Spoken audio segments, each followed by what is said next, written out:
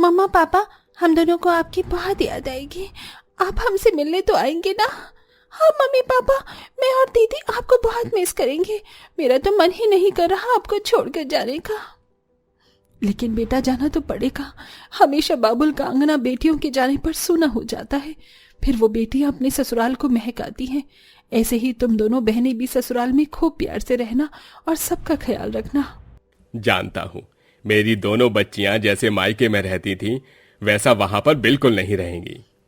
मैं कुछ समझी नहीं समझी जी। दोनों लड़ती झगड़ती रहती थी क्या मायके में? सुलोचना जी, ऐसी कोई बात नहीं है। दोनों बहनों के बीच प्यार तो है, लेकिन मेरी छोटी बेटी ने बड़ी बहन के होने पर घर को ज्यादा नहीं संभाला है, इसलिए आप इसका थोड़ा ख्याल रखना। किशोरी बड़ी है तो ज्यादा समझदार है, शिवानी अभी इतना नहीं कर पाती, तो आप उसे टाइम देना। अरे बस इतनी सी बात, आप निश्चिंत रहिए। धीरे धीरे आपकी छोटी बेटी भी ढल जाएगी। अच्छा हम चलते हैं, समय हो रहा है। जी नमस्कार, आज्ञा दीजिए। आओ बेटा, गाड़ी में बैठो। तत्पश्चात ससुराल वाले गाड़ी में बैठकर ससुराल पहुंच जाते हैं, जहां सुलोचना अपनी दोनों बहू का स्वागत करती है। स्वागत के बाद सभी लोग शादी की थकान से अपने कमरे में सोने चले जाते हैं। सुबह 6 बजे सुलोचना उठकर अपनी दोनों बहू को जगा देती है। अरे मैया, सुबह हो गई है। अच्छा बहू देखो, पहली रसोई में कुछ अच्छा खाना बनाना चाहिए। नॉनवेज वगैरह नहीं बनता, इसलिए तुम हलवा वगैरह बना दो। इसके बाद चावल और अंडे बना देना, ठीक है? और नहा लो, धो लो, सफाई वगैरह कर लो। माँ जी, ससुराल के पहले दिन ही आप अंडा चावल बनाने के लिए कह रही हैं? मतलब ये तो नॉनवेज है ना? और क्या आप सब लोग नॉनवेज खाते हैं? हाँ माँ जी, और पूजा वगैरह भी तो करनी है। क्या अंडा बनाना सही होगा? ओहो, तुम दोनों बहनें कितना बोलती हो। इसीलिए तो मैंने बोला कि पहले कुछ मीठा बना लेना, फिर अंडा चावल बना लेना। देखो इस घर में सबसे ज्यादा लोग अंडा चावल ही खाते हैं, सबको पसंद है। तुम खीर पूरी रख दोगी तो वो कोई नहीं खाने बैठेगा, इसीलिए बोल रही हूँ अंडा चावल बना देना। ठीक है माँ जी, हम अंडा चावल ही बना देंगे। और हाँ सुनो, एक एक अंडा मत बनाना, सबके लिए ऐसा बनाना कि हर इंसान 3-3, 4-4 अंडे चावल के साथ खा सके। और चावल भी ज्यादा होने चाहिए, 2-3 किलो करीब। हे भगवान, ये मेरे ससुराल वाले कैसे हैं? भैंस की तरह अंडा चावल खाएंगे। लगता है रात तक का खाना बनवा रही हैं। ठीक है माँ जी, हो जाएगा। दोनों बहनें सुलोचना की बात सुन हैरान थीं। फिर दोनों बहनें रसोई में मीठे में रसगुल्ला और हलवा बनाकर तैयार कर देती हैं। इसके बाद एक बहन चावल बनाती है तो दूसरी बहन अंडे उबालने रखती है। देख शिवानी, हर किसी के हिसाब से मैंने 40-45 अंडे उबालने रख दिए हैं। देख मैंने क्या देखा, वहां पर अंडे की 5 ट्रे भर कर रखी है। मतलब 100-200 अंडे तो होंगे ही। हाँ दीदी, मुझे भी ऐसा ही लग रहा है। शायद इन लोगों को अंडे खाने का बहुत शौक है। हाँ, माँ जी की बात से मुझे ऐसा ही लगा। मैं क्या सोच रही हूँ शिवानी, तू तो चावल खाती नहीं है ज्यादा, और इन लोगों को भी अंडे के साथ खाने के लिए कुछ तो चाहिए होगा। चावल से पेट कहाँ भरेगा? मैं पराठे बना देती हूँ, तू खाएगी ना? हाँ दीदी, आप पराठे भी बना लो। कुछ ही देर में दोनों बहुएं अंडा चावल, मीठा और पराठा बनाकर डाइनिंग टेबल पर ले आती हैं। अंडा चावल देखते ही ननद कहती है, अरे वाह, इतनी अच्छी खुशबू आ रही है। भाभी जल्दी से परोस दीजिए। हाँ हाँ, ये लो, ये लीजिए माँ जी, पापा जी, और आप दोनों भी खा लीजिए। सभी लोग खूब मजे से अंडा चावल खाकर खुश हो जाते हैं, लेकिन कोई भी पराठे को नहीं छूता। अरे माँ जी, पापा जी, सलोनी दी, आप में से किसी ने भी पराठे के साथ अंडा नहीं खाया। सब चावल के साथ ही फ्री हो गए और मीठा भी कम खाया है। ऐसा क्यों? क्यों क्या? ऐसा क्यों कह रही हो तुम? जिसको जो ज्यादा पसंद है वो वही तो खाएगा, और हम पराठा वगैरह नहीं खाते, हम सिर्फ अंडा और चावल खाते हैं।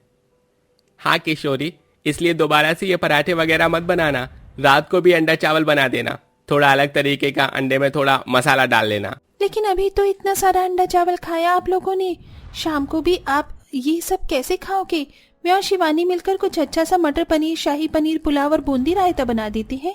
बहू, तुम्हें एक बार में समझ नहीं आ रहा क्या? जहां तक मुझे पता है सुलोचना ने तुम्हें अंडा चावल के बारे में बता दिया होगा, और अभी अभी अर्नव, साहिल भी तो कह रहे हैं ना। कान खोल के सुन लो, हमें खीर पूरी, मटर, शाही पनीर कुछ नहीं चाहिए। बस तुम अंडा चावल रोज के खाने में बना दिया करना, सुबह भी और शाम भी। जी पापा जी, दोनों टाइम आप ये खाना खा लेंगे? अरे खा लेंगे, अभी तो बताया। तुम दोनों नहीं हो इसलिए तुम्हें कुछ पता नहीं है इस घर का, लेकिन अब जान जाओगी धीरे धीरे। हाँ भाभी, चलो आप दोनों भी खाना खा लो अब। फिर सब खाना खाकर अपने अपने कमरे में चले जाते हैं।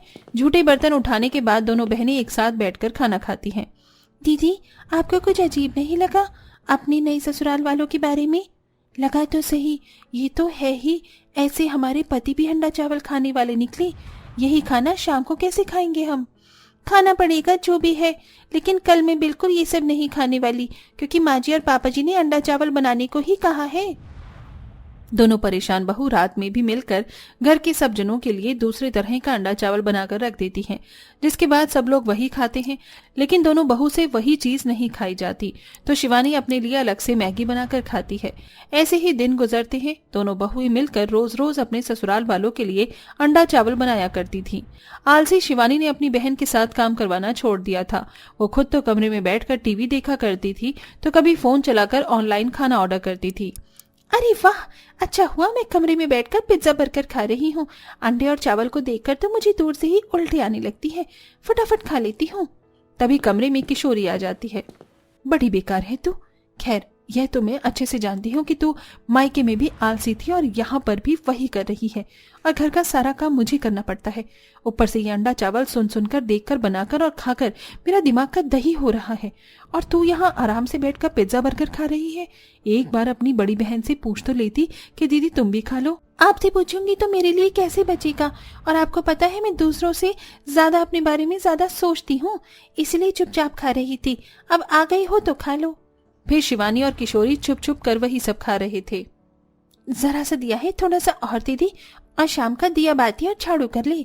पहली बात तो दीदी, अभी मेरा पेट भरा नहीं, इसलिए इतने से ही काम चला लो, वरना खुद अपने लिए अलग से मंगा लिया करो ऑनलाइन, और घर का काम आप ही करो, मुझे नहीं करना। सास के कदमों की आहट सुन दोनों बहनें खाना छुपा लेती हैं।